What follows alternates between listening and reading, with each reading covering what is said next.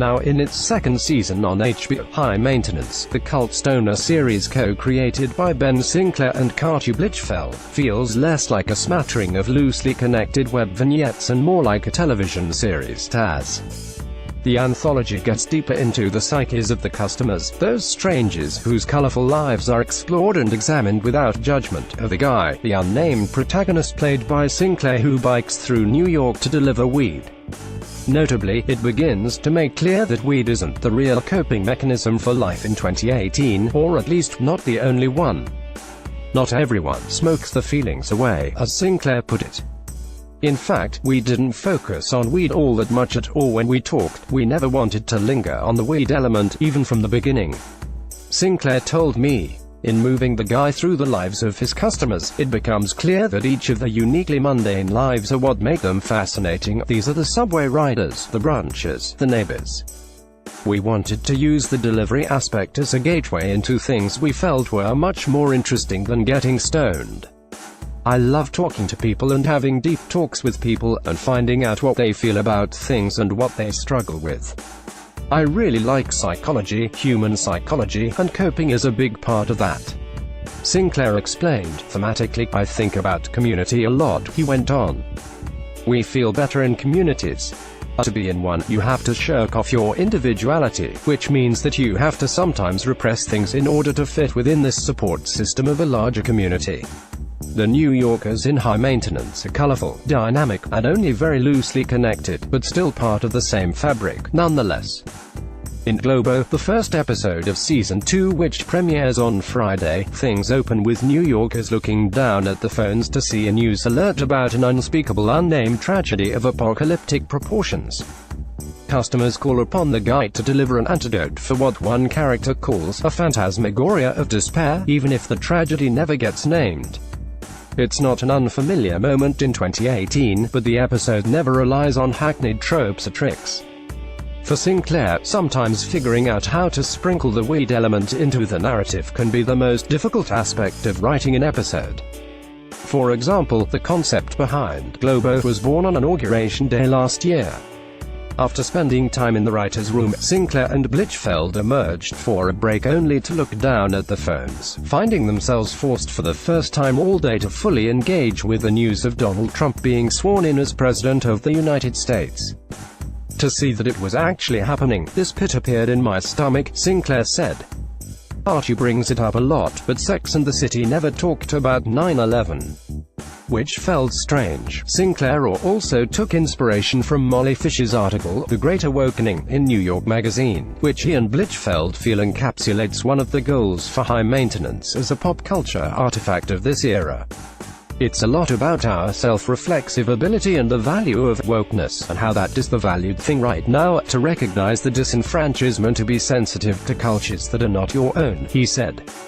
That's pretty cool that it's a thing right now, and we want to be a part of that. The concept of wokeness is handled on the show lightly, often skewering a class of the hipster urban liberal. There's an episode in Season 2, in which two lesbian moms invite a group of women into their apartment to make protest signs, possibly for a Women's March anniversary protest. Another that engages with the economic oppression of urban citizens and the housing crisis across many major American cities.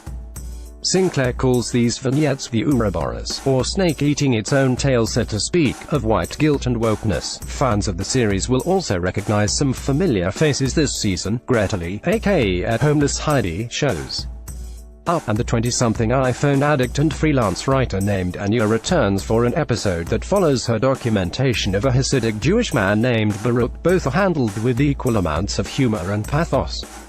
While examining the communities they were writing about, Sinclair found that there were many traps for him and Blichfeld, his creative partner and now ex-wife, to navigate. We'll lose things if it feels too on the nose. When we were writing that Hasidic episode, it really took a long time. Sinclair said. There were all of these ways to otherize the Hasidic community, and we kept approaching it to be like, yeah, of course we could show a naive Hasidic guy coming into the world of this very black and white view.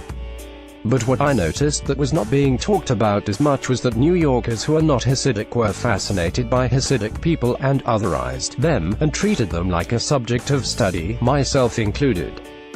that community, they have achieved to otherize themselves, but we also fall into that trap by overlooking the humanity. While the series is sensitive about the humanity of its characters, High Maintenance also owes its successful growth from web series to HBO show to digital culture.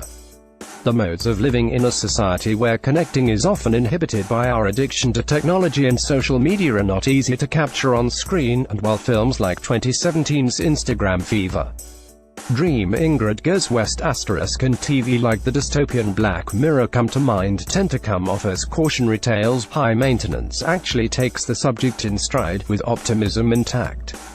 In some ways we're the most peaceful we've ever been as a society.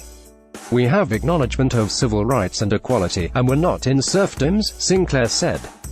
But we can talk about our fears through our megaphones. The thing that kind of describes the 2010s is anybody's ability to express themselves. It can be clumsy and it can be hurtful, but it can also be super necessary.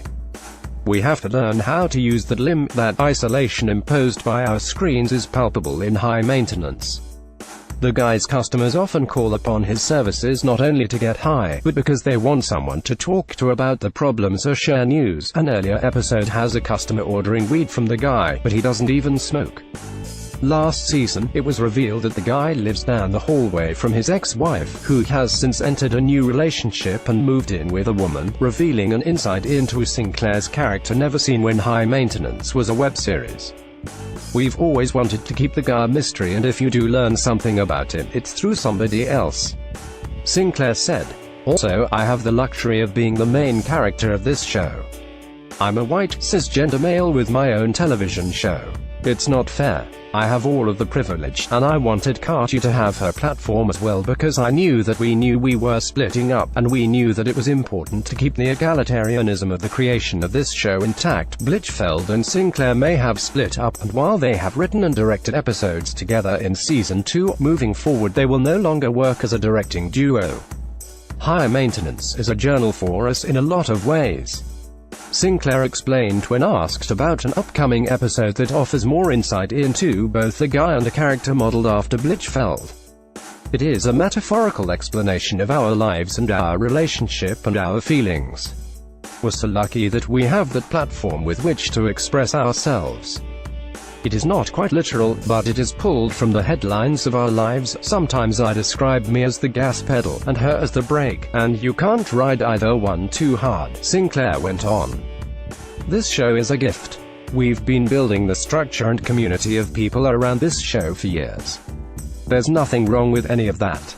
There's nothing wrong with anything, really, he added.